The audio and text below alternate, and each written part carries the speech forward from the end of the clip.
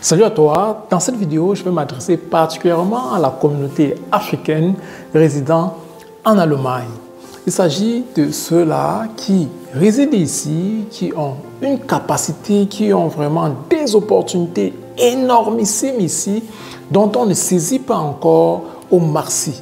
Beaucoup ne savent même pas ou encore ne se rendent même pas compte de ce qu'ils ont ici, c'est-à-dire qu'en Allemagne, et dont ils peuvent s'en servir afin de se bâtir un patrimoine, afin de préparer leur avenir, afin de préparer leur retraite, ou encore même afin de se donner des bases, des fonds pour pouvoir rentrer, investir sereinement en Afrique.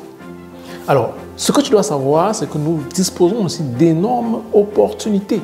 Malheureusement, dans beaucoup de cas, on va se donner des raisons pour se dire, voilà, ça ne vaut pas la peine, c'est préférable peut-être d'investir en Afrique ou alors de ne même pas investir parce qu'il y a un certain manque d'information, il y a un manque de connaissances.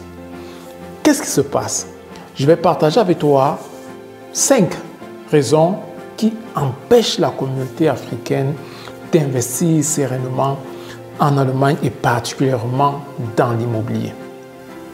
La première, c'est qu'on va se dire, on va rentrer dans tous les cas bientôt en Afrique.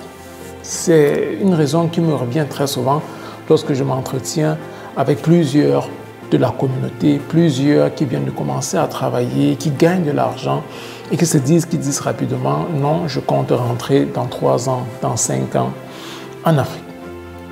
Malheureusement, on connaît comment ça fonctionne à partir du moment où tu as mis sur pied un certain nombre d'engagements ici, tu as fondé ta famille, tu as des enfants, ça devient difficile. Ce n'est plus une évidence de te lever avec la famille comme ça pour rentrer en Afrique quand là-bas, tu n'as pas encore des bases solides, tu n'as pas encore des entrées sereines que tu pourrais avoir en Afrique.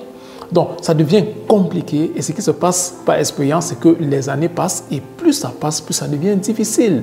Donc, ce que tu t'es mis en tête en te disant, je vais rentrer dans 5 ans, après 10 ans, après 15 ans, après 20 ans, on est encore ensemble. Et c'est le cas, et ceux-là vont se reconnaître, c'est à qui je m'adresse, avec qui on s'était d'ailleurs échangé et qui sont encore là jusqu'à aujourd'hui.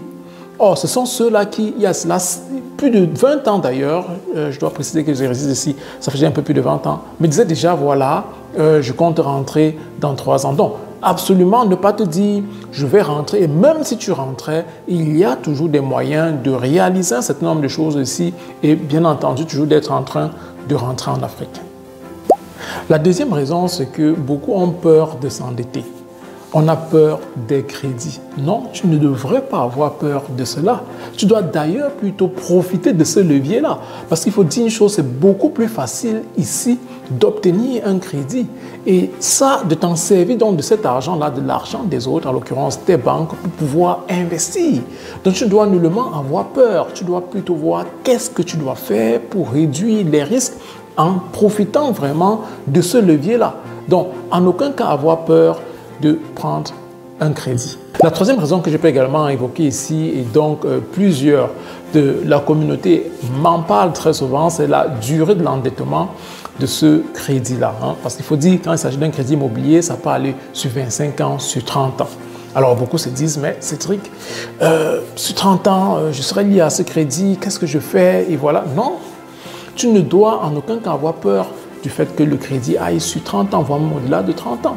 Parce que ce que tu dois savoir, c'est que ce n'est pas parce que ça va sur 30 ans que tu es obligé de rembourser sur 30 ans. Il y a des approches, il y a des stratégies pour pouvoir les rembourser même en 15 ans.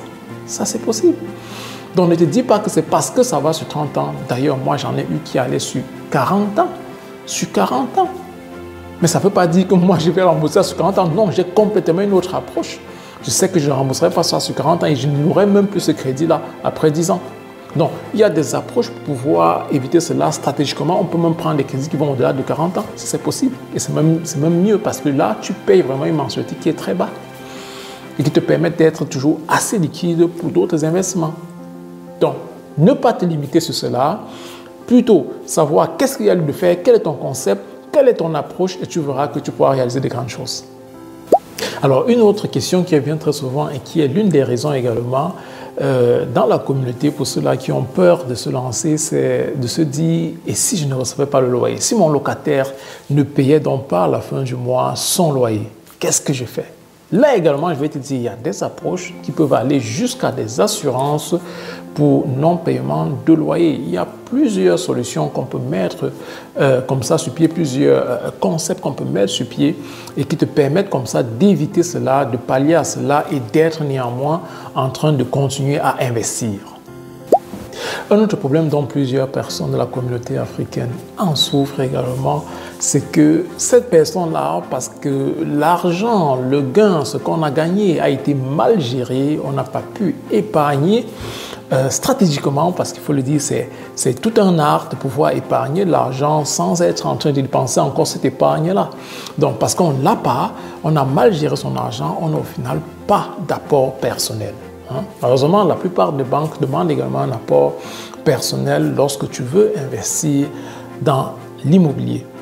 Ce que tu dois savoir, c'est qu'il y a néanmoins des approches pour pouvoir le faire, même lorsque tu n'as pas d'apport personnel. C'est ce que nous apprenons aussi, on te l'apprend également lors de nos formations, afin que tu puisses néanmoins continuer à investir, afin que tu puisses sortir de ta zone de confort et ne pas rester en te disant, voilà, je n'ai pas d'apport personnel ou encore j'ai peur de commettre des erreurs. Non, tout cela, pour éviter cela, tes craintes, pour pouvoir investir, même lorsque tu n'as pas d'apport personnel, tu dois donc te former. C'est important. Te former absolument. Là, tu pourras comme ça surpasser tes craintes.